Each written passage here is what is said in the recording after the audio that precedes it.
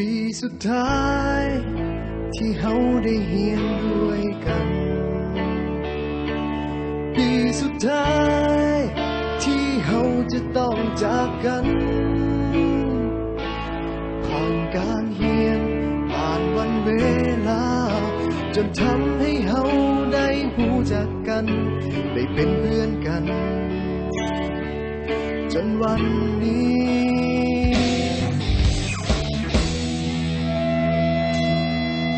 มาถึงม.7 ปีนี้ก็เลยห้องเพลงนี้แทนใจก่อนที่เฮาจะจากไปห่างกันให้ทุกคนจดจำในใจฝากเพลงนี้ไว้ให้คิดถึงกันเมื่อต้องถึงวันที่จากไป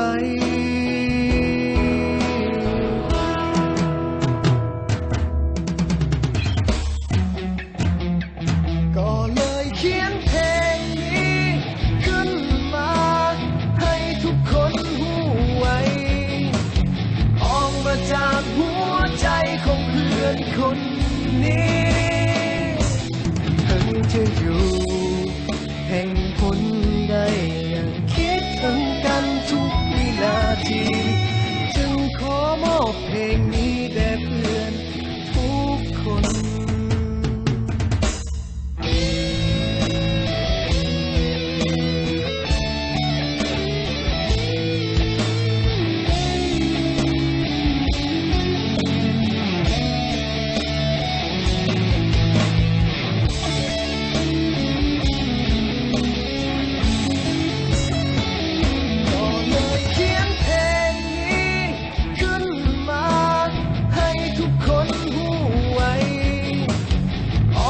จากหัวใจของเพื่อนคนนี้ถึงจะอยู่แห่งหนใดยังคิดถึงกันทุกวินาทีจึงขอมอบเพลงนี้แด่เพื่อนทุกคนสุดท้ายนี้ที่บอกเอาไว้ถึงจะอย่างใดก็ยังมีคำว่าเฮา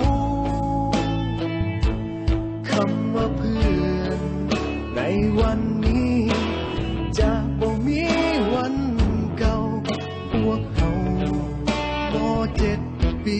สุดท้ายคำว่าเพื่อนในวันนี้จะบ่มี